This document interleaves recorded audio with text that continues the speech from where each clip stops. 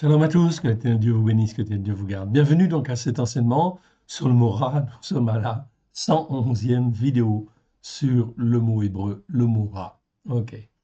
On continue et surtout on écoute l'Esprit Saint afin de grandir dans la vérité que Dieu veut nous transmettre, afin de nous former, de nous façonner en ces temps prophétiques. Remettons à l'Éternel notre Dieu cet instant. Prions, si vous le voulez bien. Père très saint, nous te rendons grâce dans le précieux nom de Yeshua. Merci. Merci parce qu'un jour tu es venu dans nos vies, tu nous as appelés, oui Seigneur, pour te servir. Tu nous as menés par des chemins, différents chemins, afin que nous puissions être sur la voie que toi tu as voulu, à la gloire de ton Saint-Nom. Pour que nous puissions, en 2025, aujourd'hui, être dans les temps prophétiques que tu as prévus, afin de te glorifier, toi le seul vrai Dieu et celui que tu as envoyé. Merci, Seigneur. Sans toi, nous ne pouvons rien faire. Aussi, étends ta main puissante au travers de Christ Yeshua, ton Fils bien-aimé, afin de nous former, de nous façonner comme toi tu le veux, à la gloire de ton Saint-Nom, afin que nous puissions, dans les temps que nous vivons, te servir et porter les fruits que toi tu veux, à la gloire de ton Saint-Nom. Que ton nom soit béni, honoré, loué, toujours et partout. Merci pour tout ce que tu vas nous donner aujourd'hui. Amen. Bienvenue donc à ce passage, en fait, ici où nous sommes. Nous sommes dans Ecclésiaste. Ecclésiaste, chapitre 4, verset 3. Nous sommes au même verset que la fois dernière. Mais la fois dernière, j'avais fait une explication, un commentaire un petit peu long, mais très utile. Donc aujourd'hui, je vais faire un commentaire beaucoup plus court, effectivement, et on va s'intéresser plus à ce texte-là et détailler plus avant, en fait, ici, les versets et les mots. OK. Donc, on va voir. OK. Donc, on va revoir donc ici, voyons donc la définition. La définition, vous l'avez, je vais revoir simplement le début pour bien se remettre en fait dans la tête. Et puis un petit bout de la fin, mais la définition, vous l'avez dans la vidéo 110. Je ne reviens pas dans le détail dessus. En fait, ici, elle est assez copieuse et mais très importante, en fait, ici, pour les temps qui viennent. Je vous conseille donc, en fait, si vous le voulez bien, en fait, de la relire et d'y faire attention, ok, afin effectivement d'être formé et d'être sur la même longueur d'onde. Ok, ici, nous sommes en fin de compte dans le mot Ra, Resh Aïn, comme vous le voyez, 623 fois dans 623 versets, 663 fois dans 623 versets, c'est un adjectif, numéro Strong 07451, la première fois, Genèse 2.9. C'est là où il apparaît pour la première fois. Lorsqu'on parle de l'arbre de la connaissance du bien et du mal. Le mot Ra veut dire mal, mauvais selon le dictionnaire, mal, mauvais, ce qui est mal, ce qui est mauvais, les graves. Très bien, c'est une bonne définition, enfin, c'est pas mal comme définition. Mais la définition, en fait, selon les racines hébraïques anciennes, la racine resh haïn est l'emblème de tout ce qui est terrestre, opaque et mauvais. C'est-à-dire, lorsqu'on dit terrestre, ça veut dire qu'il n'y a pas d'espoir, en fait, ici, de vie éternelle. On est dans le terrestre, donc des choses qui concernent cette terre. Donc ça n'ira pas plus loin que la vie de cette terre, évidemment. Donc terrestre, opaque ou mauvais. Donc la racine a une connotation très négative, en fait, ici. Ça englobe tout ce qui est mal, mauvais, en fait, ici. Comme dans, en fait, 1 Roi, chapitre 11, verset 6, et Shelomo, Salomon, fit ce qui est mal aux yeux de l'Éternel, il ne suivit point pleinement l'Éternel comme David, son père. Très important, ce verset, c'est toujours le même, on le rappelle, parce que, en fait, l'image de Salomon, Salomon était un roi qui, en fin de compte, a été rempli de la sagesse comme aucun autre roi n'a été rempli. Et en fin de compte, sa renommée était tellement mondiale, en fait ici est tellement bonne, que les rois et les reines se déplaçaient à Jérusalem pour voir, en fait ici, la sagesse de Salomon et l'entendre. Donc c'est donc très très important, malgré effectivement ces dons glorieux qu'il a reçus, il a reçu richesse, il a reçu toutes sortes de choses, Et effectivement, à la fin de sa vie, il s'est détourné. Il n'est pas resté fidèle à l'Éternel, comme tout au moins pas pleinement comme David, en fait ici, son père, en fait ici. Il fit ce qui est mal aux yeux de l'Éternel. Cela nous concerne en fait ici, et les uns et les autres, oui bien sûr, car en fait nous sommes un peu comme Salomon aussi, en fait si nous ne faisons pas toujours attention, et voilà pourquoi il faut veiller à être attaché à l'Éternel et à rester attaché à l'Éternel au travers de Christ Yeshua. C'est extrêmement important, car si on s'éloigne effectivement de la lumière, eh bien, en fin de compte, ce qui se passe, c'est qu'effectivement, les ténèbres peuvent nous gagner, oui, bien sûr. Donc, l'image est bonne et très simple à comprendre, mais effectivement, elle est fondamentale. Voilà pourquoi on doit toujours être attaché à l'Éternel Dieu au travers de Christ Yeshua, okay, surtout dans les temps qui viennent où cela va beaucoup bousculer et effectivement, tous les repères dans ce monde vont être bouleversés. Voilà pourquoi il est extrêmement important, fondamental, d'avoir en fin de compte des rochers, en fait ici, ou un rocher qui soit en fait sûr et inébranlable. C'est bien sûr le rocher en fin de compte de Christ, mais c'est aussi le rocher en fait ici que l'Éternel nous donne. Cette vidéo, nous sommes à la 111e vidéo, vous le voyez en fait ici, et c'est la 584e fois, donc là on n'a pas changé. Ici, en fin de compte, on est à une vidéo supplémentaire. Avec la 111e vidéo, c'est la 594e fois où l'on trouve le mot rat dans les Écritures. Okay, de façon certaine, on peut le dire en fait ici, okay, de façon certaine, nous pouvons affirmer, en regard des enseignements faits sur le mot rat, au travers de ces 110 vidéos que nous avons vues, okay, que en fait tous ceux qui n'écoutent pas les enseignements de la Torah pour les mettre en pratique font ce qui est mal aux yeux de l'Éternel. Même ceux qui en fait invoquent Christ, effectivement, dans les églises dites chrétiennes, le fait d'invoquer le nom de Christ qui nous a sauvés, qui nous a lavés par son sang, etc., c'est très bien, c'est une très bonne chose, mais il faut se former et s'instruire. C'est extrêmement important, sinon on fait ce qui est mal devant l'Éternel.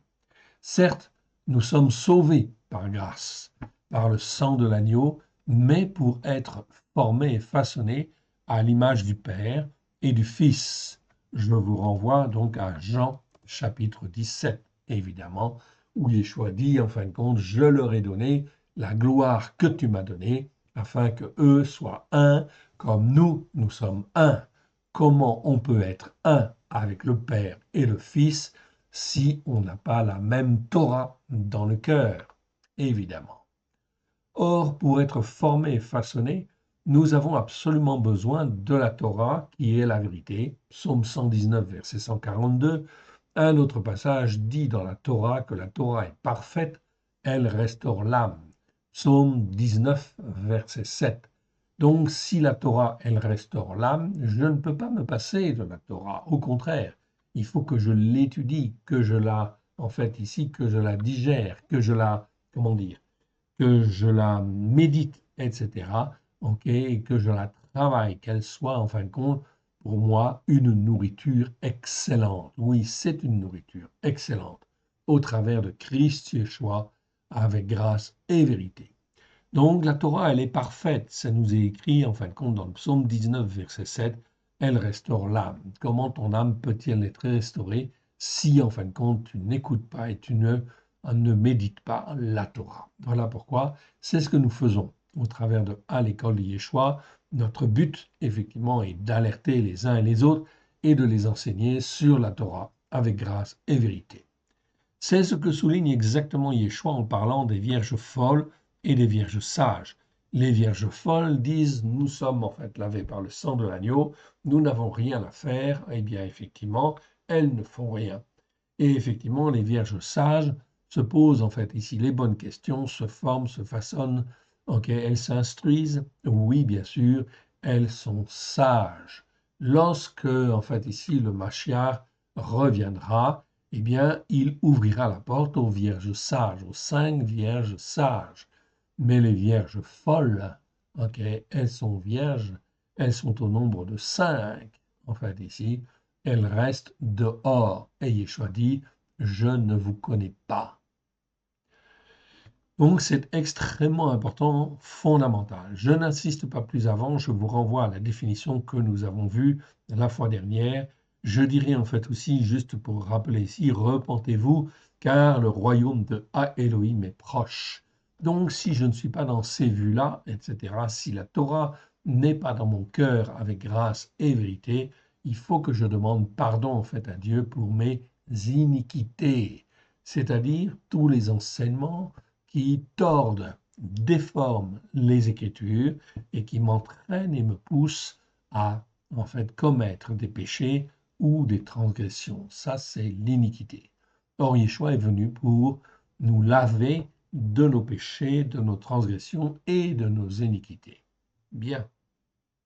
Nous avons vu la fois dernière que, en fait, ici, la France était choisie. Oui, bien sûr. Je termine, en fait, ici la définition, les quelques lignes de la définition que nous avons vues dans le détail la fois dernière. Je vous renvoie dessus.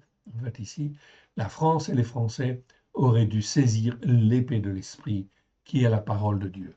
On peut même dire, en fait, ici, que depuis la Révolution, c'est le cas. La France et les Français auraient dû saisir l'occasion d'être libéré pour revenir en fait à Dieu, à l'éternel Dieu en fait ici, et revenir aux racines hébraïques de la foi. La France avait été choisie pour montrer l'exemple. L'éternel l'Élohim d'Israël, nous le voyons manifestement, est en train de restaurer en fait Israël. La France et les Français ne sont pas là pour soutenir Israël, quoi qu'il en soit. Israël est et restera toujours le premier-né devant l'Éternel, l'Élohim d'Israël. Regardez aujourd'hui, la France et les Français sont conduits par Macron, l'insensé, parce que la France et les Français se sont conduits comme des insensés, au travers, en fin de compte, des années qui ont écoulé, je peux dire, en fait, ou on peut dire, même depuis la Révolution, enfin ici. La France et les Français ont à choisir d'être avec l'Éternel, l'Élohim d'Israël. Quand je dis la France et les Français, c'est tous les croyants, en fait, en réalité. En fait, ici, on met l'accent sur la France et les Français parce que la France et les Français devaient montrer l'exemple à cause de son nom, je vous le rappelle, Tsarfat, ça veut dire le creuset où l'on fonde, en fait, ici, ce qu'il y a de précieux, les bijoux, entre autres, mais aussi les idées, les concepts, les interprétations, etc. Tout cela, en fin de compte, tout ce qui est précieux, au sens propre, mais aussi au sens figuré. Donc la France avait un appel particulier. Elle a toujours cet appel-là, oui bien sûr, mais en fait ici, elle est mal barrée. Pardon. Elle est sur un très très mauvais chemin. Elle restera toujours, en fin de compte, donc Israël, le premier-né devant l'Éternel, l'Élohim d'Israël.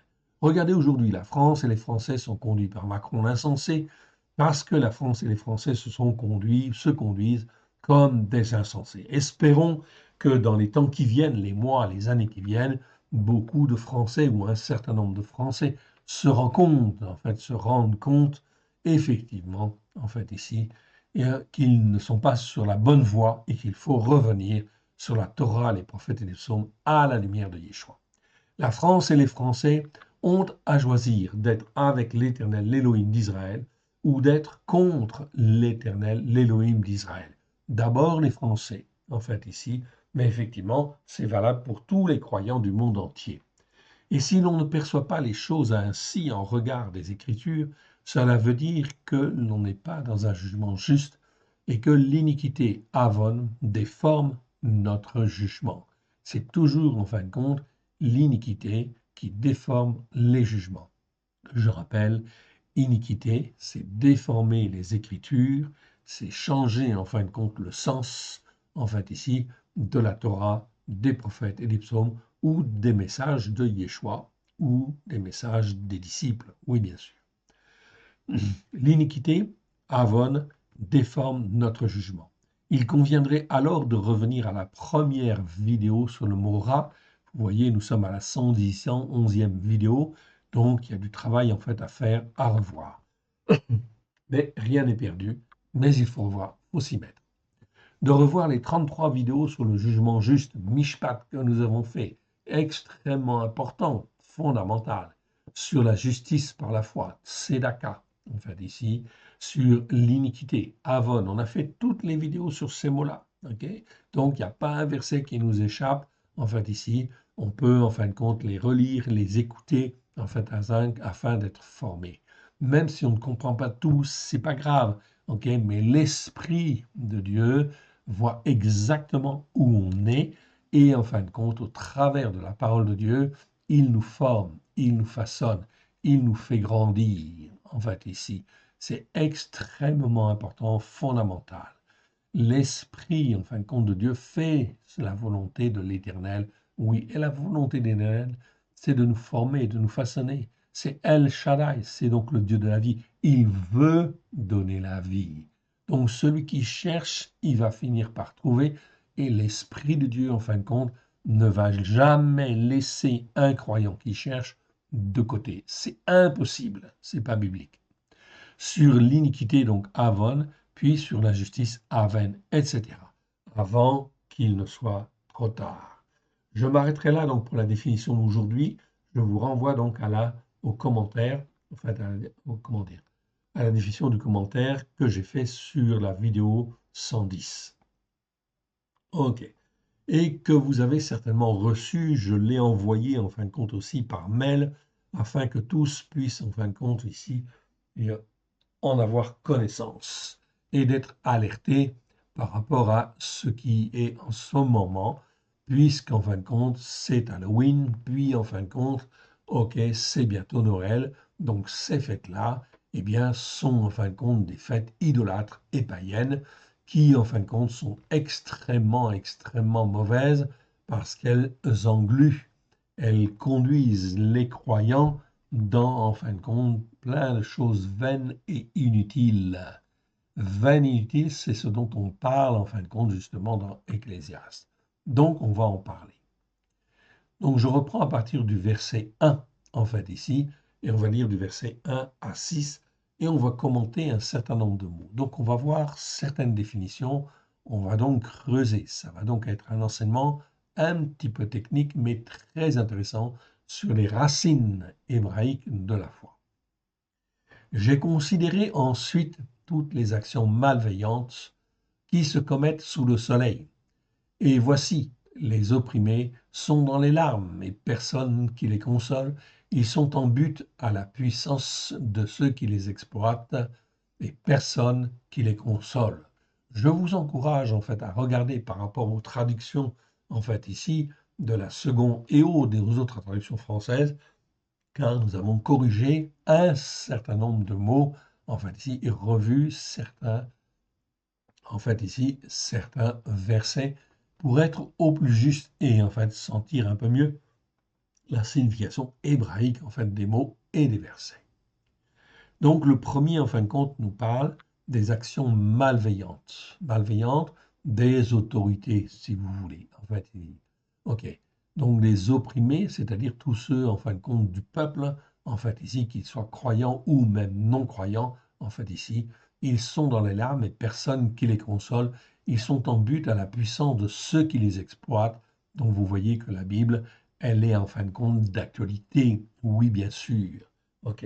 Elle est toujours d'actualité. C'est les traductions qui ne sont pas d'actualité, mais en réalité, en fait ici, la parole de Dieu, en fait, est la même hier, aujourd'hui et demain. Et personne qui les console. Oui, beaucoup de détresse et de plus en plus, en fin de compte, de détresse. On le remarque, les Français sont de plus en plus, se sentent de plus en plus délaissés et ne sont pas écoutés, notamment par la classe dirigeante et la classe politique, etc. Oui, bien sûr. Verset 2. Et j'ai trouvé les morts qui sont déjà morts plus heureux que les vivants qui sont encore vivants. Ça, c'est le constat de Salomon, en fait, ici. Et plus heureux que les uns et les autres, celui qui n'a point encore existé et qui n'a pas vu les mauvaises actions qui se commettent sous le soleil. Oui, bien sûr. Donc ici, on a le mot ra, notre mot, en fait, ici, que nous étudions. Les mauvaises actions Donc le mot rat, 623 fois dans 623 versets, 663 fois dans 623 versets, ok, nous le retrouvons en fin de compte ici. Donc chaque fois qu'on a le mot rat, ok, eh bien nous l'avons repéré. On a fait ça avec en fait au moins minimum 480 mots déjà que vous trouverez dans le Milon Katsar, c'est-à-dire le dictionnaire abrégé, en fait le lexique en fait ici, ok, qui en fin de compte va bientôt être édité, je pense avant la fin de cette année, ainsi que la Torah à la lumière de Yeshua. Tout au moins, je l'espère. Donc ici, je l'espère, et en fin de compte, on a quelques petits trucs en fait encore à faire, à vérifier, à peaufiner, ok, mais on va s'arrêter là dans en fin de compte la mise à jour en fait ici et la révision de cette version, car si on devait continuer en fait ici, on ne pourrait pas en fait l'éditer parce qu'il y a beaucoup de modifications même encore à faire, etc. Car l'Esprit de Dieu nous montre toujours qu'il faudrait corriger ce mot-là ou ce sens-là, etc. Ok, parce qu'on n'est pas dans la vérité. Donc, plus en fait on avance, plus en fait on étudie le mot rat. Ici, nous sommes à la 111e vidéo, je le répète, j'insiste, car cela peut paraître long pour certains, mais une chose est sûre, lorsque l'on fait en fait des enseignements comme cela, en fait, Dieu, en fait, le voit, nous forme, nous façonne par son esprit et nous rend inébranlables. Or, c'est bien ce dont nous avons besoin dans les temps qui viennent, qui vont être des temps très, très difficiles.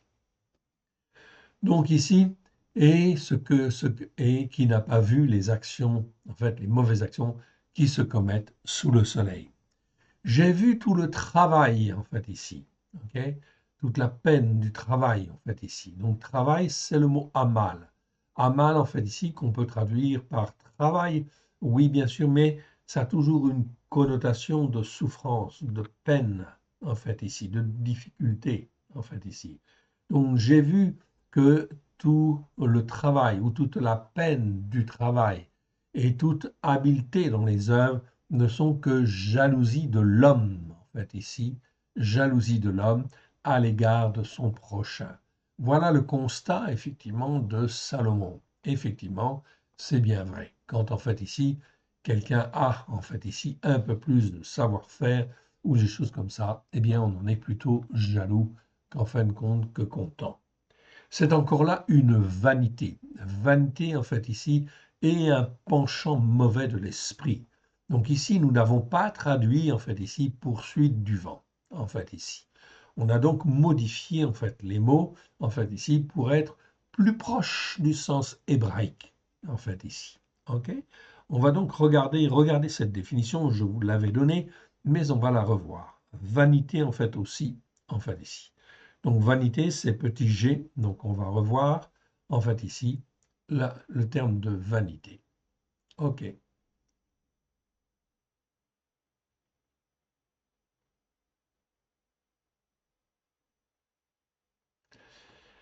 Alors, vanité, vanité, vanité. Le voici, en fait ici. OK. Mais c'est pas celui-là que je voulais voir. Attendez. J'ai dû aller trop vite. Voilà, pardon. J'ai été trop vite. OK. Donc cette définition, elle a été corrigée. En fait ici, revue, corrigée. Donc je vous la donne. Donc je vous donne la définition du mot vanité. OK. Donc vanité, c'est Evel. Evel, Avel, Avlim en fait au pluriel. Ok, donc c'est un E, c'est un Bet et c'est un Lamed. Voilà comment ça s'écrit. Ok. Ou avec d'autres variantes de vocalisation, mais en réalité c'est toujours E, Bet et Lamed. Ok. Le mot existe 73 fois dans 64 versets, en fait ici. Donc on le trouve dans Deutéronome 32, 21, c'est la première fois où il se trouve. Le mot, en fait, est très souvent traduit par vanité, 39 fois. Sur les 67, 13 fois, 39 fois, donc, c'est traduit par vanité, dont, en fait, 36 fois dans Ecclésiaste. Donc, c'est un mot que l'on va très souvent retrouver, effectivement, dans l'Ecclésiaste. Et dans l'Ecclésiaste, il est toujours traduit par vanité, c'est bien. 6 fois, ce mot est traduit par, en fait, vaine, en vain, vainement, souffle. Pourquoi souffle? On se demande. Donc là, il y a certainement un problème de traduction, en fait, dans ces versets-là. idole, en fait, 5 fois. Donc là, pourquoi idole? C'est pas forcément, en fait, approprié, en fait, ici. On parle surtout de vanité. Néant, en fait, aussi, parfois, 5 fois. Ok, donc vous voyez, les traducteurs ne sentaient pas forcément vraiment le sens, en fait, de la racine hébraïque, en fait, ici, pour avoir des variantes, en fait, ici, comme cela. Bien qu'on reste toujours sur le thème de la vanité ou du néant. La racine est bête. Ok, et bête, c'est-à-dire les 2 premières lettres, expriment toute idée de fructification et de production. Ok, cette racine donne la racine, en fait, ici, composée ouve. Ok, ouve qui offre l'image de l'être ou du néant. Ok, donc l'être, c'est-à-dire, en fin de compte, que l'être, il s'exprime, en fait, ici, bien, ou du néant, ou l'inverse de la vérité ou de l'erreur. Dans un sens restreint, c'est une exhalaison, ok, c'est-à-dire quelque chose qui est éphémère, un soulèvement vaporeux, une illusion, un fantôme, une simple apparence, etc. Ici, en l'occurrence, dans le livre de l'Ecclésiaste, c'est l'image de ce qui est, de ce qui n'est qu'une simple apparence, qui est d'une simple apparence, en fait, ici, mais l'essentiel n'est pas là. Ça, c'est important, en fait, à comprendre. OK? En fait, tout ce qui est physique et que nous voyons, bien sûr, il y a une réalité physique, c'est du palpable. Mais en fin de compte, c'est pas là l'essentiel. L'essentiel, en fait, ici, c'est la connaissance de Christ.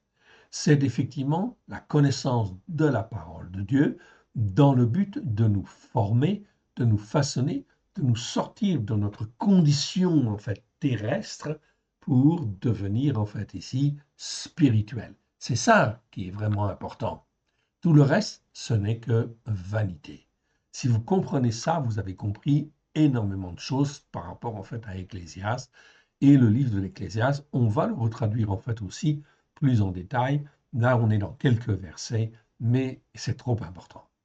Traduire en français le mot Evel, en fait ici, ou Avel Avlim, principalement par le mot vanité, et vanité exprime plutôt bien son sens hébraïque en n'oubliant pas que ce mot conduit en fait au néant. Oui, bien sûr, car en fin de compte, tout ce qui est physique, la recherche de la gloire, etc., l'enrichissement, les ceci, les cela, tout ce qui est terrestre, en fait ici, ne restera que terrestre. Oui, bien sûr. Donc, c'est pas ça l'essentiel. C'est bien parce que ça existe, ça nous permet de vivre, ça nous permet en fin de compte d'être formés, façonnés, mais c'est nous qui choisissons si nous voulons être formés, façonnés comme Dieu le veut, si nous voulons devenir un être spirituel ou pas, en fait, ici. Ok, tout simplement. Donc c'est ça, en fin de compte, le but, en fin de compte, de ce livre, c'est de montrer que tout ce qui existe en réalité n'est que vanité. Je dis bien tout ce qui existe sur la terre, en fait ici, n'est que vanité et en fait ne va aller que dans le néant en réalité. Ok, ça n'a pas de finalité, ça n'a pas de vie en fin de compte après la mort. En fait ici, non. Ce qui est important pour nous, c'est d'avoir la vie éternelle. Oui. Donc on est bien là dans, en fin de compte, la formation, en fait, ici, spirituelle, en fait, ici, que Dieu veut au travers de Christ. Voilà pourquoi Christ nous rachète, l'éternel Dieu nous rachète au travers du sang de l'agneau, afin que l'on ne reste pas dans la condition terrestre de descendant d'Adam dans lequel, en fin de compte, nous étions. Oui, bien sûr, mais au contraire, d'être formé, en fait, d'être façonné par la Torah, les prophètes et les psaumes, à la lumière de Yeshua, afin de devenir des Ish ou des Isha, c'est-à-dire des hommes et des femmes intelligents, en fin de compte, ou formés, façonnés, qui s'attachent à l'éternel Dieu et qui restent attachés à l'éternel Dieu et non pas, en fin de compte, qui tombent comme Salomon, car on peut, au cours de cette route, bien sûr, tomber, en fait, ici. Voilà pourquoi nous avons des avertissements. Et Salomon est un exemple, en fait, ici, même si je suis rempli de toute la sagesse, en fait, que Dieu peut me donner, eh bien, je peux tomber, en fait, ici, oui, bien sûr. La seule chose qui me permet de ne pas tomber, c'est de vouloir rester attaché à l'éternel Dieu au travers de Christ Yeshua. Car là, en fin de compte, je sais que l'Éternel ne m'abandonnera jamais, Christ non plus, en fait ici, et l'Esprit Saint encore moins, en fait ici. Donc ça, c'est extrêmement important de bien comprendre cette dimension. Donc retenez en fait cette notion de vanité, c'est-à-dire que c'est terrestre, mais ça ne mène à rien, en fait ici. Donc le terrestre doit être simplement en fait l'opportunité, l'occasion en fin de compte d'aller plus loin en fait ici, ok, et de s'attacher en fait à Dieu. Oui, bien sûr, pendant le temps que nous avons en fin de compte sur la terre. Donc voilà la notion en fin de compte de Evel en fait ici que nous avons vu en fait ici. Ok, très bien, je reviens donc à mon verset en fait ici. Donc, j'ai vu que tout le travail, ok, ou toute la peine, on pourrait dire plutôt la peine due au travail. Je prends en fait une expression, ok, pour mieux expliquer. En fait, ici, le mot amal. En fait, ici, le mot hébreu amal. Amal, en fin de compte, qui dans nos Bibles est traduit en fait souvent par souffrance, peine, en fait, ici, difficulté. Ok. Oui, c'est tout à fait ça. C'est-à-dire qu'amal, c'est pas tout simplement le travail, c'est en fin de compte la charge du travail, la difficulté du travail, la peine du travail. C'est ça, en fin de compte, amal. Donc, on pourrait traduire aussi ici, j'ai vu toute la peine due au travail et toute habileté dans les œuvres, ça ne sont que jalousie de l'homme à l'égard de son prochain. Et oui, bien sûr. Donc, c'est ce que l'on voit en fait le plus souvent. Oh oui, bien sûr. C'est encore là une vanité. Une vanité, et en fin de compte ensuite, on dit en fin de compte dans les traductions en fait ici courantes, donc poursuite du vent. Et nous n'avons pas mis poursuite du vent, nous avons mis en fait ici un mauvais penchant de l'esprit. C'est bien meilleur. Ok.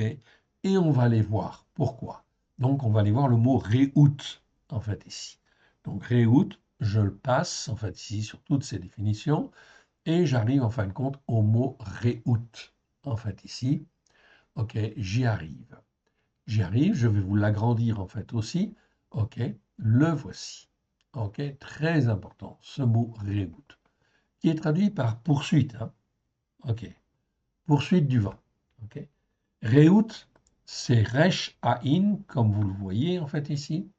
Resh aïn, ok, vav et tav. Ok, on peut dire chourouk hein, si vous voulez, mais en fait ici, c'est ce qui m'intéresse, c'est la consonne. Ok, quand on est dans la signification et dans l'étymologie, c'est plutôt en fin de compte les consonnes ok, qui nous intéressent. Ok. Donc Resh Aïn, vous le reconnaissez, ça donne le mot Ra, c'est-à-dire tout ce qui est en fin de compte terrestre, tout ce qui est opaque, tout ce qui est mauvais. Oui. Et puis j'ai en fait ici Out, en fait ici. Ok. Donc c'est un rapport Réout, en fait ici, avec quelque chose en fin de compte qui est terrestre, opaque et mauvais. Quand on traduit par poursuite, il y a quelque chose qui ne va pas, en fait, ici. Ce mot-là, ce n'est pas un mot très courant. Il n'existe que 7 fois dans les Écritures. Ok. La première fois, c'est dans Ecclésiaste, chapitre 1, verset 14. Pourtant, les dictionnaires nous disent bien, dans le Sonder éternel, en fait, ici, c'est un désir réout, c'est quoi? C'est un désir ardent, en fait, ici. Ok. Sonder éternel, qui est un des dictionnaires juifs les plus intéressants, en fait, ici, qui est bien dans un sens, en fait ici, bien qu'il n'aille pas tout à fait dans les racines hébraïques, en fait ici, mais ça reste un bon dictionnaire traditionnel. Donc je vous encourage à l'avoir, c'est une référence, c'est un dictionnaire qu'on doit avoir dans, en fin de compte, ok, notre bibliothèque. Sender éternel dit bien à propos de ce mot-là, c'est en fait ici, ça peut vouloir dire une pensée, ou c'est un genre de pensée, une affliction, en fait, ici, mauvaise, qui entraîne, en fait, ici, une tendance mauvaise. Ah, c'est déjà mieux, en fait, ici. Et c'est mieux que poursuite, en fait, ici. Ok. Donc, en fait, ici, on voit déjà quelque chose d'intéressant. Second traduit, en fin de compte, ok, comme la Bible de Jérusalem, par poursuite. Rachi, Zadokan et les frères Kayat, ce sont en fin de compte des juifs. En fait, ici, dans leur traduction, ils n'ont pas traduit poursuite par poursuite. Ok, poursuite, tout simplement, en fait, ici, pour ne pas faire comme les gens des nations. Donc, ils ont dit, en fait, ici, pâture du vent, en fait, ici. Mais pâture du vent, ça ne nous parle pas tellement non plus. L'ouraki, en fait, ici, dit pâture du souffle, en fait, ici. Souffle parce que c'est, en fait, ici, roi, en fait, ici. Roi, ça peut vouloir dire le vent, oui, mais en fait, ici, on parle de l'esprit, plutôt. Donc, pâture du souffle, donc Chouraki sent, en fait, déjà quelque chose de mieux. Martin, en fait, David Martin, lui, en fait, ici, il est plus pertinent quelque part, en fait, ici. Il va dire, en fait, non pas poursuite du vent, mais il va dire rongement, en fin de compte, d'esprit. C'est-à-dire, en fait, ici, ça occupe l'esprit, en fait, ça le ronge, en fait, ici, mais c'est pas utile, ça ne mène à rien, en fait, ici. Donc, rongement d'esprit, c'est pas mal senti, en fait, ici. OK? Osterwald, il traduit par tourment, en fin de compte, d'esprit. C'est pas mal aussi, en fait, ici. OK. Summer dit par courir après le vent, tout simplement. Donc, il se fatigue pas trop, en fait, ici. Donc, vous voyez que les traducteurs, en fait, ici, ils ont quelques soucis, en fait, ici, pour approfondir la racine hébraïque. Alors, on va l'approfondir nous-mêmes. Selon, en fait, les racines hébraïques anciennes, la racine resh aïn, ok, est l'emblème de tout ce qui est terrestre, ok, opaque et mauvais. Resh aïn. Et je vois bien, en fait, ici, que le mot commence par resh aïn, ok. Donc, comme ça commence par resh aïn, je dois donc, en fait, ici, garder ce sens, en fait, primaire de terrestre, opaque, mauvais. La racine composée roux, en fait ici, resh, aïn, vav, en fait ici, que je retrouve dans cette racine, vous le voyez en fait ici, ok, exprime en fait ici tout désordre, toute rupture, toute infraction, en fait ici. À quoi en réalité? Eh bien, en fait ici, à la volonté de la parole de Dieu, qui est de nous former, de nous façonner. Donc là, on est dans la désordre, dans la rupture, en fait ici, donc c'est plus fort qu'une poursuite en fait ici. C'est carrément en fin de compte un dérapage en fait ici, quelque part en fait ici, ou une occupation mauvaise ou déformante en fait ici, quelque part en fait ici. Donc tout désordre, toute rupture, toute infraction. Par rapport à quoi? Eh bien, par rapport à la volonté de la Torah qui est de nous former, de nous façonner. La lettre Tav finale, Tav en fait ici, ok, Tav final exprime l'accomplissement plein et entier dans ce sens de la racine. Ok. Donc, on voit là un aboutissement de cette dérive, en fait, ici, quelque part. Ok. Ainsi, plutôt que de traduire par poursuite du vent, en fait, ici, une expression plus pertinente serait rongement inutile de l'esprit. Je rajouterai en fin de compte inutile, en fait, ici, à la traduction, en fin de compte, de Martin, par exemple. Rongement inutile de l'esprit, c'est-à-dire, en fin de compte, on se fatigue pour rien. Et oui, bien sûr. Ok.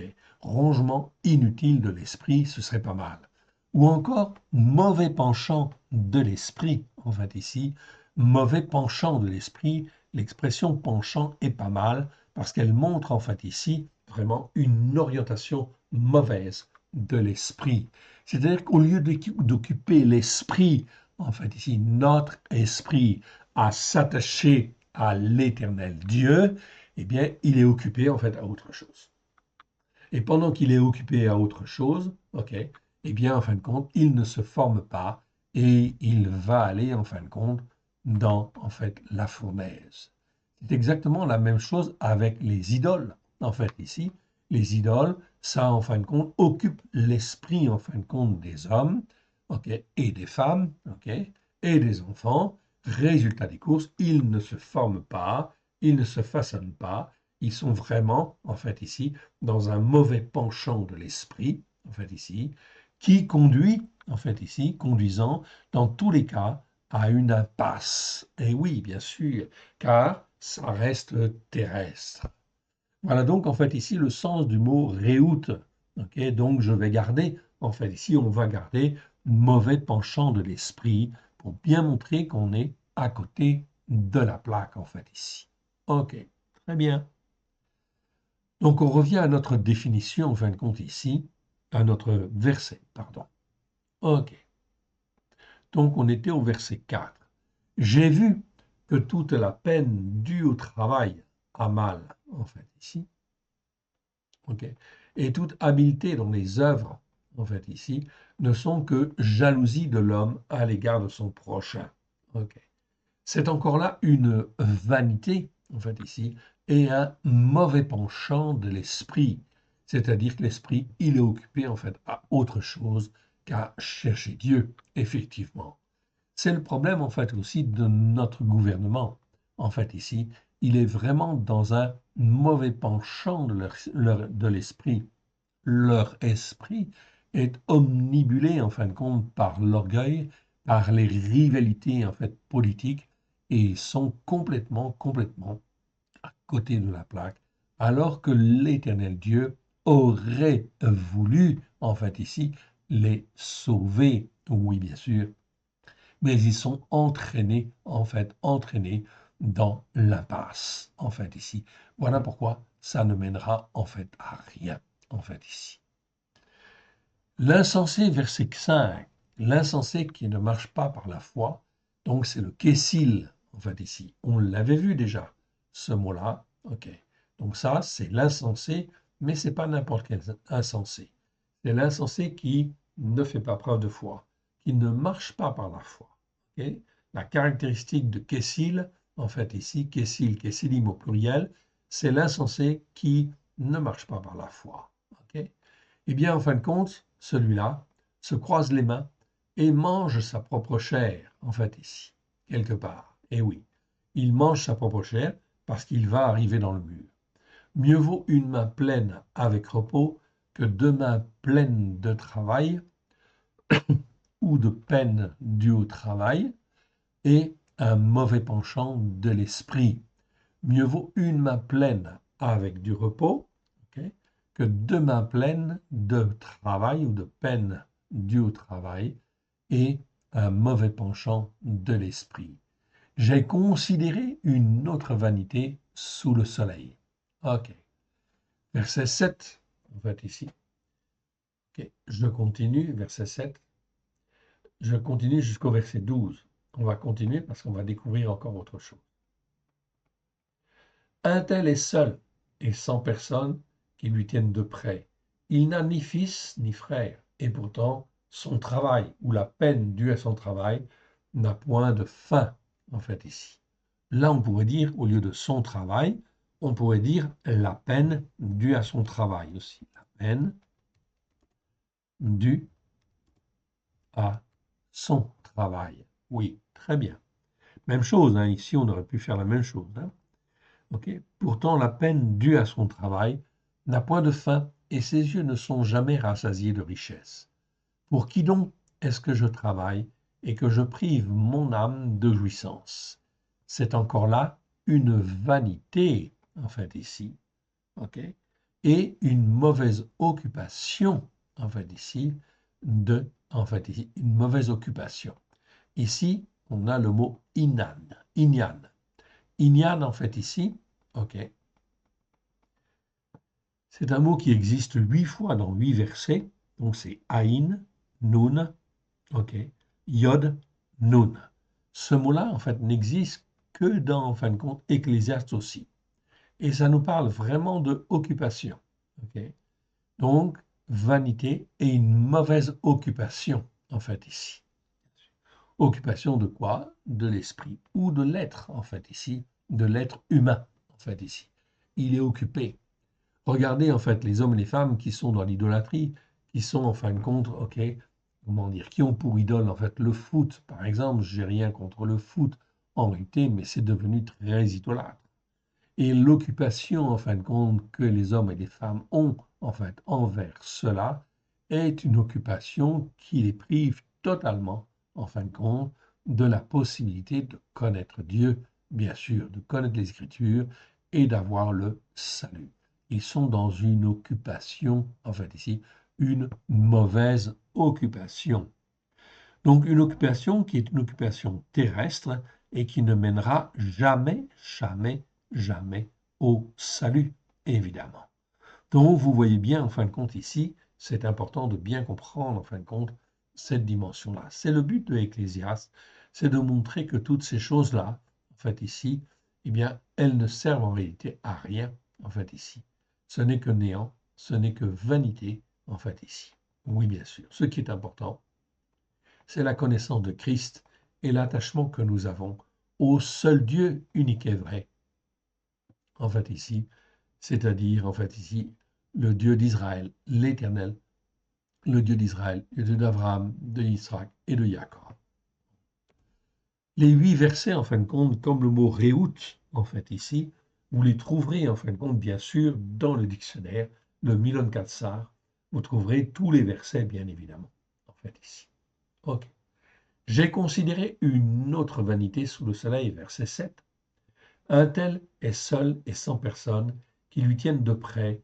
Il n'a ni fils ni frère, et pourtant la peine due à son travail n'a point de fin et ses yeux ne sont jamais rassasiés de richesse.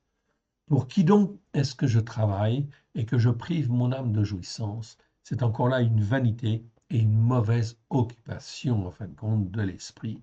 Oui, bien sûr. Ou occupation tout court, en fait, ici. Deux valent mieux qu'un, parce qu'ils retirent un bon salaire de leur travail, ou de leur peine, de la peine de leur travail. C'est toujours le mot amen, abal, pardon, ici. Car s'il tombe, l'un relève son compagnon, mais le malheur, ok, pour celui, en fait, ici, qui est seul. Mais le malheur est pour celui qui est seul, en fait, ici. Et pour celui qui est seul. Donc le mot en fin de compte, c'est en fait ici simplement le mot i, que l'on traduit par malheur en fait dans toutes les traductions, oui bien sûr, ok. Donc effectivement c'est pas mal, mais c'est pas le mot ra'a que nous avons vu, hein. Donc c'est un autre mot, mais c'est comme pour dire en fait c'est dommage, tant pis pour lui, en fait ici. Pourquoi? Parce qu'il n'a pas en fin de compte ici, ok, écouté à un moment donné ou à un autre car l'Éternel Dieu ne voulait pas, en fin de compte, la mort de quelconque descendant d'Adam. Oui, bien sûr. Mais malheur est pour celui, en fait, qui est seul et qui tombe sans avoir un second pour le relever. Voilà pourquoi l'Éternel Dieu fait, en fait, l'homme et la femme, pour que la femme, en fin de compte, puisse être aussi une force, en fait, ici, pour aider, en fait, son mari, soutenir son mari, le pousser, etc. Et si les deux sont sur, effectivement, la Torah, en fait, ici, à la lumière de Yeshua, c'est parfait, c'est merveilleux, car ils vont être solides, ils vont se soutenir l'un et l'autre lorsque les difficultés, en fin de compte, sont là, en fait, ici. De même, si deux couchent ensemble, ils auront chaud, en fait, ici. Mais celui qui est seul, comment aura-t-il chaud? Et si quelqu'un est plus fort qu'un seul, les deux peuvent lui résister. Et la corde à 3 fils ne se rompt pas facilement. Mieux vaut un enfant pauvre et sage qu'un roi vieux et insensé qui ne marche pas par la foi et qui ne sait plus écouter les avis. Là, on parle encore de l'insensé. Donc, on voit en fin de compte ici des choses intéressantes, très intéressantes, en fait, ici. Je continue, en fait, ici, verset 15.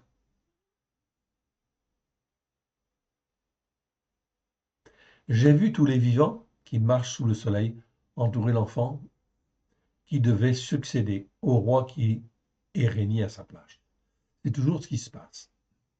Il n'y a point de fin à tout ce peuple, à tous ceux à la tête desquels il était, et toutefois ceux qui viendront après ne se réjouiront pas à son sujet, car c'est encore là une vanité et une préoccupation affligeante de l'esprit. Ici aussi, dans la seconde, c'est traduit par poursuite, mais ce n'est pas tout à fait le même mot. Et je vais vous le montrer en fait aussi encore, en fait ici, On l'avait vu, mais rapidement. Donc ici, au lieu de traduire poursuite du vent, on parle ici de, et au lieu de parler en fin de compte, comme tout à l'heure, de mauvais penchant, on va dire préoccupation affligeante de l'esprit. Je m'explique et on va voir la définition. Donc la définition ici, ok, on va le voir. Vous allez voir, c'est super intéressant. Donc je passe toutes ces explications, voilà, et j'y arrive. Voilà. J'arrive au mot rayon. Rayon,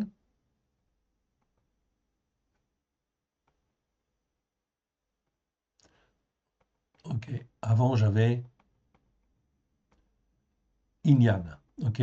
On l'a vu tout à l'heure. Je vais donner la définition, mais il n'y a pas de problème avec ce mot-là. En fait, ici, il est toujours traduit par occupation. Enfin, il doit être traduit par occupation. C'est beaucoup mieux, en fait, ici. Okay. Parfois, c'est traduit par partage. Ok, mais c'est pas en fin de compte forcément bien. Ok, donc occupation, c'est bien. Mais je viens au mot rayon. Ok, rayon, en fait, ici, ok, celui-là, je veux vous le commenter et on va l'étudier. Ok, donc rayon, regardez bien. Rayon, en fait, ici, ça s'écrit resh aïn. Ok, donc j'ai toujours, en fait, ici, la racine resh aïn. Ok, qui est toujours, en fait, le symbole, en fait, ici, la racine, en fait, ici, Rechaïn, est l'emblème de tout ce qui est terrestre, opaque et mauvais, que l'on avait tout à l'heure dans Réout, en fait, aussi. Donc, ce sont des mots qui sont proches, en réalité. Donc, on a, en fait, ici, Rayon. Ok. Ce mot-là, c'est un mot qui est très peu courant. Il n'existe que 3 fois dans les Écritures et dans Ecclésiaste uniquement. Ok. Ecclésiaste 1,17, ça nous parle en fin de compte dans la définition désir ardent, effort, lutte, mais au sens en fait d'une préoccupation absolue. Donc ici, on a une petite variante. C'est-à-dire que c'est la même chose de l'autre, sauf que, en fait, ici, on est dans la préoccupation absolue. C'est-à-dire qu'on n'est plus, en fin de compte, simplement dans le dérapage, en fait, ici. Ok, ou, en fait, le mauvais penchant. Mais là, on est carrément dans la préoccupation absolue, en fait, ici. Par exemple, quelqu'un qui est très ancré dans l'idolâtrie, en fait, ici, du foot, eh bien, par exemple, il est tellement pris par ça, en fait, ici, que sa préoccupation n'est que, en fin de compte, que ça. Et en fin de compte, il est arrivé à un tel point qu'il ne s'occupe plus, en fin de compte, d'écouter Dieu. Son esprit est focalisé, en fait, ici, en fait, sur le foot. Et il ne sera pas, en fin de compte, OK, comment dire, sensibilisable, en fait, ici, à l'esprit, parce qu'il ne voudra jamais écouter, en fait, ici. Donc, il est dans une préoccupation absolue. Le dictionnaire dit que ce mot vient de l'araméen rayon, qui nous parle des pensées, mais c'est des pensées orientées, en fait, ici. Second traduit par poursuite du vent, comme le réout tout à l'heure. La Bible de Jérusalem par recherche du vent. Martin, rongement d'esprit, garde le même sens. Osterwald, tourment d'esprit, même chose que réout. Mais en fait, c'est un petit peu différent. En fait, ici, vous allez voir. Selon les racines hébraïques anciennes, la racine Rechaïn est l'emblème de tout ce qui est terrestre, opaque et mauvais. Très bien. Même chose que Réout tout à l'heure. Okay. Là, on a Rayon. Tout à l'heure, on avait Réout. Okay. La deuxième racine, donc en fait ici, ce mot-là, est composé de deux racines. Donc, je vois la racine Resh Aïn d'abord, et je vois ensuite après Yod Vav Nun. Okay. La deuxième racine, on sait que c'est une racine composée, Yod Vav Nun. Okay. Que veut dire cette racine? Cette racine, elle exprime ici un état. L'état où on est arrivé. Okay. L'état d'être mou, propre à tout recevoir. Et donc ici, à être totalement dans l'erreur. Dans Ecclésiaste, en fait ici, ce mot-là, en fin de compte, nous parle d'être totalement dans l'erreur. C'est un état, en fait, mou, propre à tout recevoir, donc quelqu'un qui est complètement dans l'idolâtrie, il est en fait dans son âme, dans son esprit, totalement mou, totalement perméable à tout ce qui touche en fin de compte le football, etc. Ok. Et il n'y a rien d'autre qui le sensibilise. Donc il est propre à tout recevoir, donc ici, à être totalement dans l'erreur, en fait ici, oui bien sûr. Dans l'erreur en fin de compte ici, bien évidemment, car cela va absolument pas l'amener à être formé, façonné pour être un serviteur de Dieu ou une servante de Dieu. Nous pouvons plutôt traduire en fait ici ce mot-là par une occupation affligeante de l'esprit ou préoccupation affligeante de l'esprit en fait ici. Préoccupation affligeante de l'esprit pour dire que l'esprit est totalement en fin de compte, ok, focalisé sur telle chose. En fait, cette terminaison-là, on la retrouve en fait ailleurs. Et je vais vous la montrer en fait ici. Elle est très intéressante. On va la retrouver en fin de compte ici, cette terminaison. On va la retrouver dans le mot Tsion. Tsion en fait ici, la montagne de Tsion. Ok. Je dis bien, je dis pas la montagne de Sion. Je dis la montagne de Tsion. Ok. Tsion, ça s'écrit comme ceci en fait ici. Vous le voyez, en fait, ici. OK? Je vous l'agrandis, en fait, encore, si vous voulez. OK? Donc, Tsion, c'est un tsadé, en fait, ici. OK? Et, en fait, ici, j'ai la terminaison yon. OK? Et donc, cette racine est extrêmement, en fait, importante.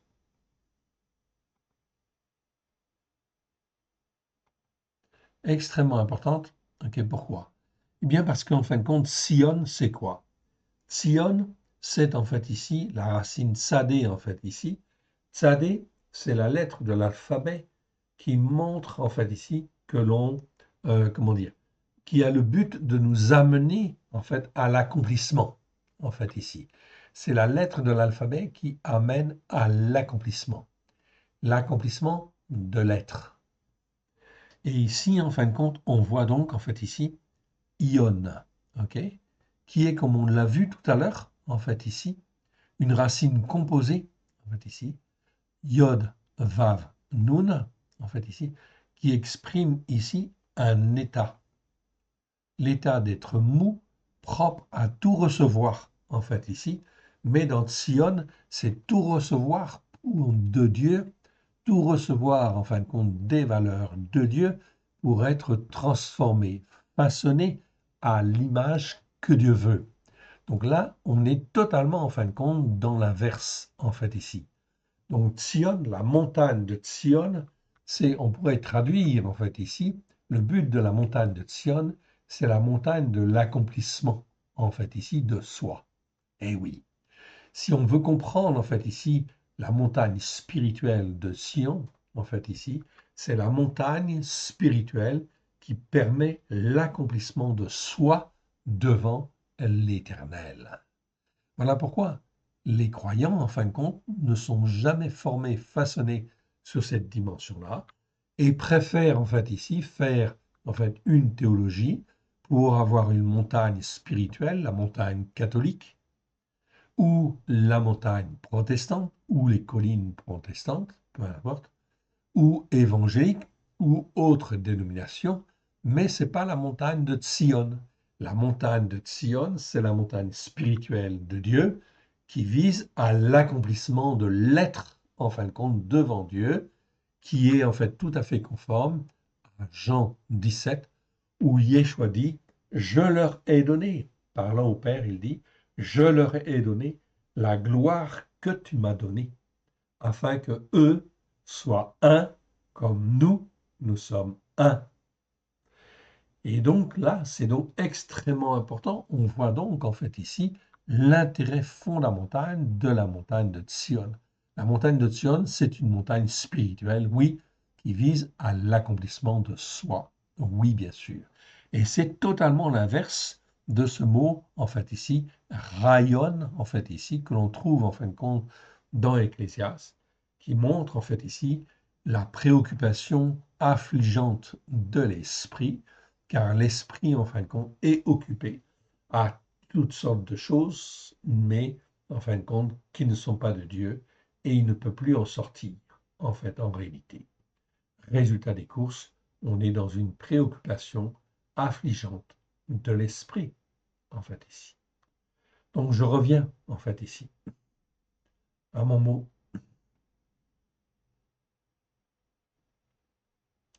Ah, j'étais trop loin. Voilà, je reviens. Voilà.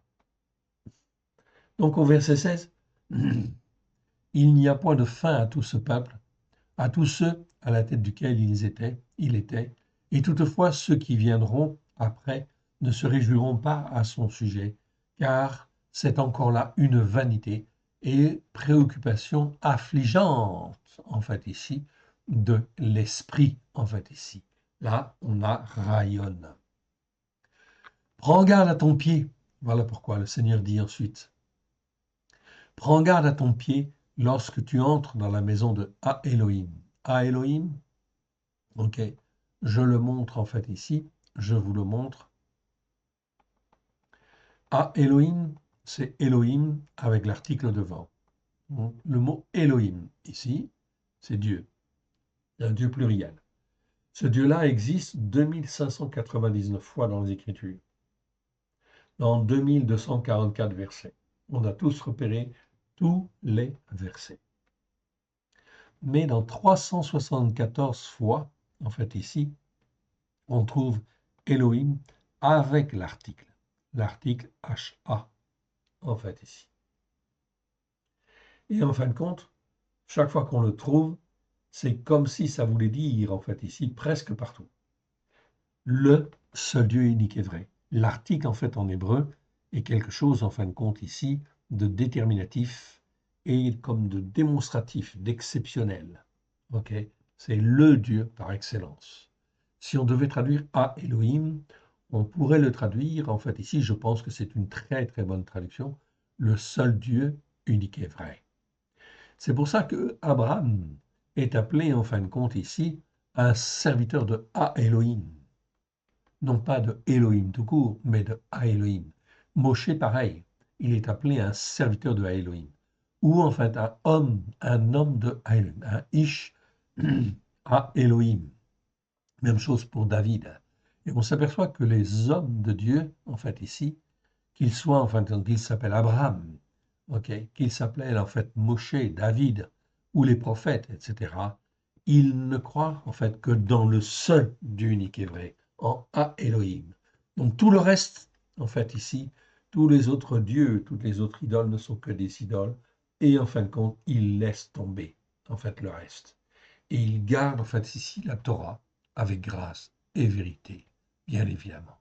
Voilà pourquoi, en fait, Ish, Yeshua, eh bien, Ish a Elohim, ok. C'est bien, en fin de compte, un homme de Dieu, ok, ou le fils de Dieu, Ben a Elohim. Donc, si je dis, en fin de compte, qu'il est Ben a Elohim, c'est bien le fils, donc, a Ben a Elohim. Donc, il est le fils de Dieu, du seul Dieu unique et vrai. Oui, bien sûr. Donc cette expression est très importante, elle existe 374 fois. Vous trouverez tous les versets dans le Milon Katsar également, en fait ici, que l'on va éditer. Alors en fait ici, le Seigneur dit, prends garde à ton pied lorsque tu entres dans la maison de A Elohim. Approche-toi pour écouter plutôt que pour offrir le sacrifice des insensés qui ne marchent pas par la foi, qui ne savent pas ce qu'ils font, en fait ici. Car ils ne savent pas ce qu'ils font, ils ne savent pas qu'ils font mal. Ou plutôt, j'aime bien plutôt l'expression, ce qui est mal. Ils ne savent pas qu'ils font ce qui est mal. Même aujourd'hui, en fait, ici, la plupart des croyants, en fait, ici, ne sont pas enseignés sur les racines hébraïques de la foi et n'ont pas, en fin de compte, étudié les 100 vidéos que nous avons fait sur le mot Ra. Alors, quand ils s'approchent de Dieu, ils font, en fait, ici, ils ne savent pas, en fait, qu'ils font ce qui est mal devant Dieu, en fait, ici.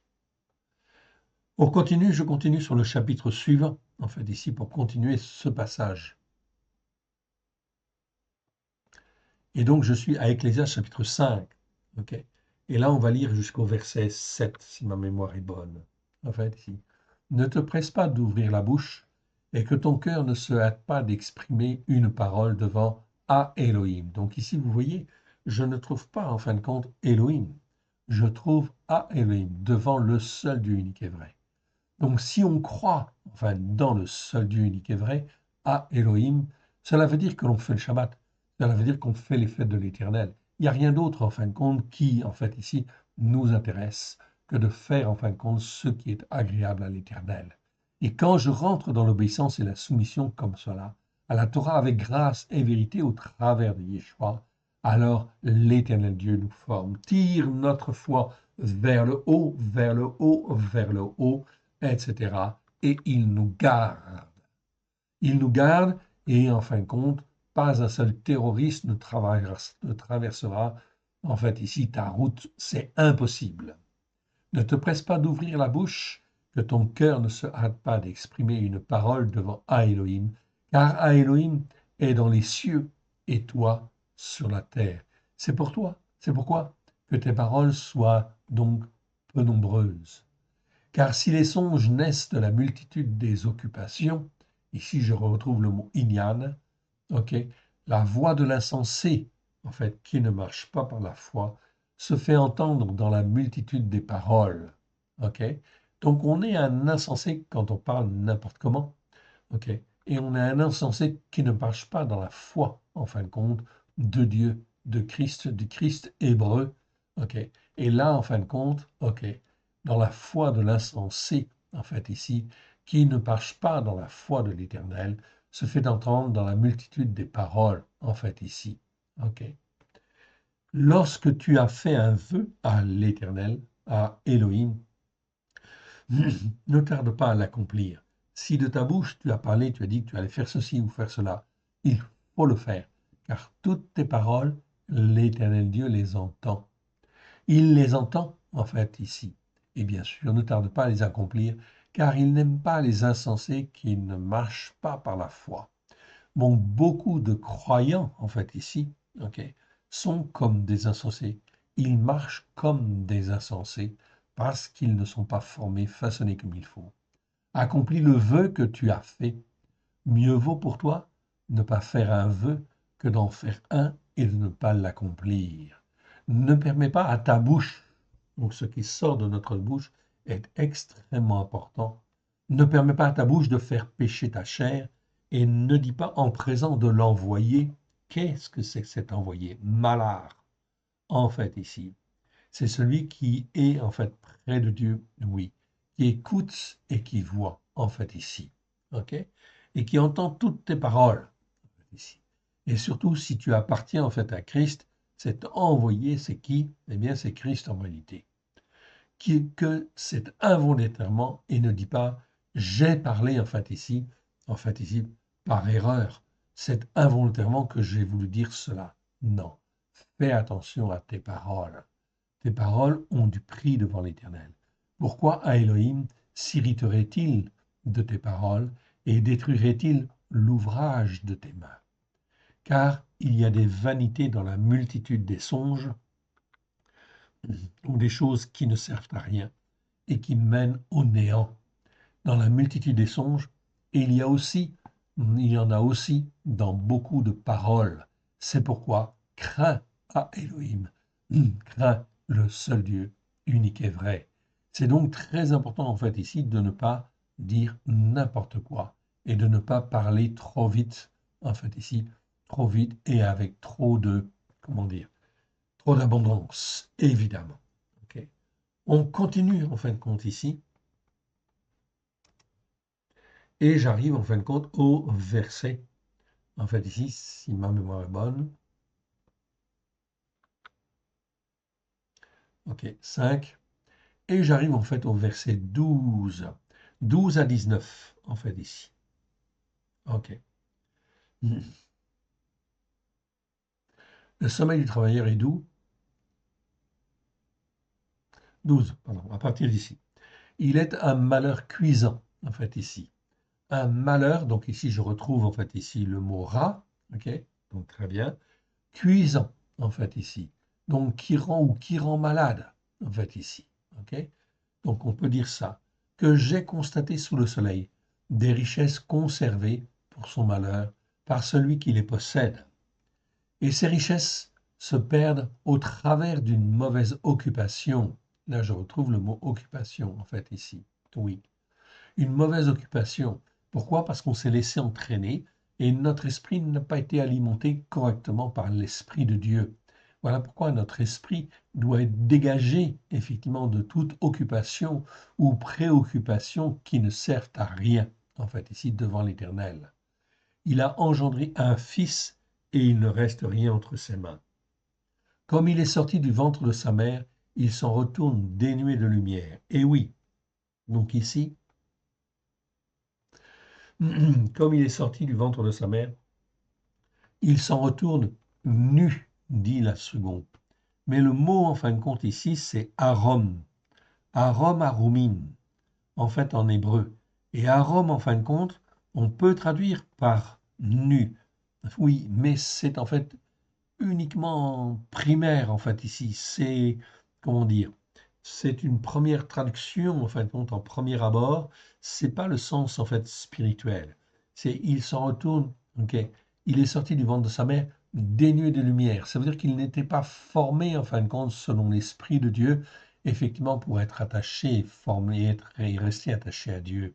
Donc, en fait, ici, comme il est sorti du ventre de sa mère, il s'en retourne dénué de lumière. Donc, s'il n'a pas été formé, eh bien, en fait, il va repartir de la même manière, en fait, ici.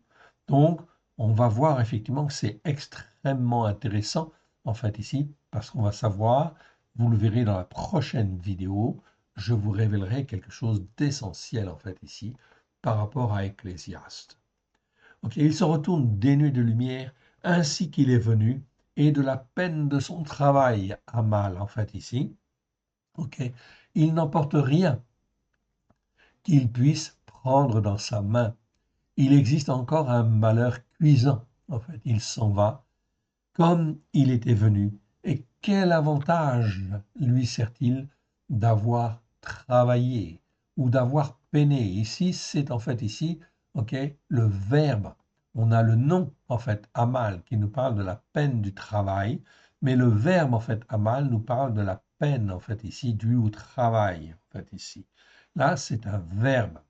Donc, c'est exactement pareil, c'est le même sens, en fait, ici. Ok. À quoi il sert d'avoir travaillé ou d'avoir peiné, en fait, ici, avec le souffle de l'esprit? Et oui, car lorsqu'effectivement Dieu crée le descendant d'Adam, ok, il lui donne un souffle de l'esprit. Et oui, c'est ce qu'on en a là, effectivement. Et qu'est-ce que le descendant d'Adam, il fait en fin de compte de cela? Est-ce qu'il va se tourner en fin de compte vers Dieu pour devenir un Ish ou va-t-il rester en fait ici comme un descendant d'Adam avec les prémices du souffle de l'esprit, c'est-à-dire en fin de compte du souffle de l'esprit qui lui permettait de pouvoir se connaître, se connecter, pardon, à l'esprit en fin de compte de Dieu. Lorsque nous sommes rachetés par le sang de l'agneau, nous sommes destinés, bien sûr, à recevoir, en fait, ici, l'onction de l'Esprit de Dieu. Certains disent l'onction de l'Esprit de Dieu. L'Esprit de Dieu, oui, bien sûr, afin que notre esprit soit réveillé et qu'il puisse être en communication avec le Tout-Puissant au travers de Christ Yeshua, et que l'homme, le descendant d'Adam, ne soit plus, en fin de compte, un descendant d'Adam, mais un Ish qui s'attache à l'éternel Dieu et qui reste attaché à l'éternel Dieu. De plus, toute sa vie, il mange en fait dans les ténèbres. Donc le descendant d'Adam, lui, en fait ici, qu'est-ce qui se passe? De plus, toute sa vie, il mange dans les ténèbres. Il a beaucoup de chagrin, de maux et de souffrances. Oui. Voici ce que j'ai vu, c'est une chose bonne et belle de manger et de boire, de jouir du bien-être au milieu de la peine de son travail, la peine de toute la peine du travail ou de son travail, en fait, ici. On peut dire de son travail, en fait, ici. De son travail qu'il a sous le soleil pendant le nombre de jours de vie que Elohim a donné, car c'est là sa part. Et là, en fin de compte, qu'est-ce que je vois, verset 18? Mais tout descendant d'Adam. Donc ici, on ne parle pas de l'homme spirituel. On parle en fait de tous les descendants d'Adam, en fait ici. C'est le mot Adam que je trouve en fin de compte ici. Il existe 551 fois dans 526 versets, en fait ici. Et donc, descendant d'Adam, je ne peux pas le traduire par homme, parce que, en fait, un homme, c'est en fait normalement le mot ish, et en fait ici, eh bien, ish, il est censé, en fin de compte, être instruit, être façonné, être intelligent, et il est censé s'attacher à Dieu, en fait ici, et rester attaché à Dieu. Ce n'est plus, en fait, un simple descendant d'Adam. Un descendant d'Adam, en fin de compte, ok, n'a pas la vie éternelle et il n'aura jamais la vie éternelle. Il faut que le descendant d'Adam, il quitte sa condition, en fin de compte, de descendant d'Adam, qu'il donne son cœur et sa vie à Yeshua et qu'il demande en fait à l'Éternel l'esprit à être renouvelé par l'esprit, recevoir l'Esprit Saint, afin que son esprit soit renouvelé par l'Esprit de Dieu. Oui, bien sûr. Mais tout descendant d'Adam, Adam, donc chaque fois qu'on a le mot Adam, ici dans les 551 fois où il existe, nous l'avons repéré, bien évidemment, c'est ça qui est extrêmement important et fondamental. Ok. Et là, on voit bien dans les Écritures que Dieu ne veut pas que l'homme reste dans la condition, en fin de compte, d'un descendant d'Adam. Non, en fait, ici.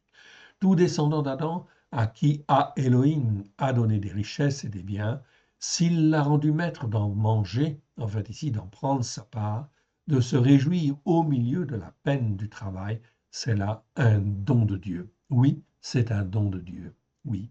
Et en fin de compte, c'est normal qu'il en profite, en fait ici, puisque Dieu lui a donné. Ok. Pas qu'il en abuse, qu'il fasse n'importe quoi avec, mais en fait ici, qu'il en profite, il a le droit, en fait, ici. Car il ne se souviendra pas des jours peu nombreux de sa vie où Elohim a répandu la joie dans son cœur.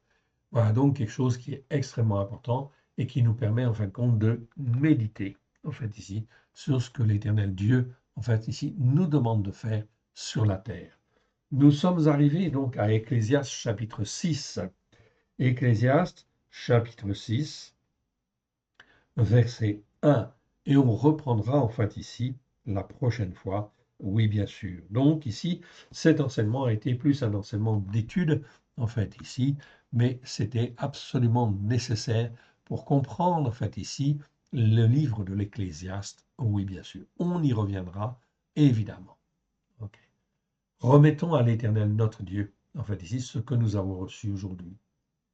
Père très saint, nous te rendons grâce, merci pour tout ce que tu nous as donné. Merci Seigneur pour ta parole vivante, qu'elle ne remonte pas au ciel sans avoir pleinement accompli ta volonté. Que tout ce qui n'est pas de toi dans le nom d'Yeshua s'en aille dans les lieux arides. Que ce qui est de toi soit loin de grâce et de vérité au travers de Christ Yeshua, ton Fils bien-aimé.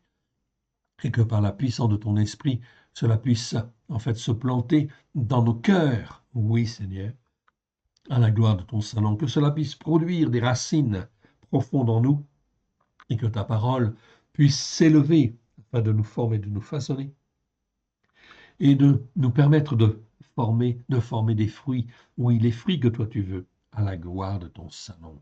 Car nous sommes tes serviteurs et sans toi, nous ne pouvons rien faire. Oui, Seigneur, étends ta main bienfaisante, oui, sur chacun de nous, forme-nous, façonne-nous, Seigneur, afin que nous puissions te servir comme toi tu le veux, là où tu le veux. Que nous puissions être zélés, Seigneur, pour te servir, te glorifier, toi le seul vrai, et faire les œuvres que toi tu as préparées d'avance, afin de te glorifier, toi le seul vrai Dieu, et celui que tu as envoyé. Sans toi, nous ne pouvons rien faire. Que l'Éternel Dieu vous bénisse abondamment dans le précieux nom de Yeshua, son Fils bien-aimé. Gloire à l'Éternel, gloire au Fils et gloire à l'Esprit Saint. Alléluia. Que l'Éternel Dieu vous garde. Shalom à tous. À très bientôt. Amen.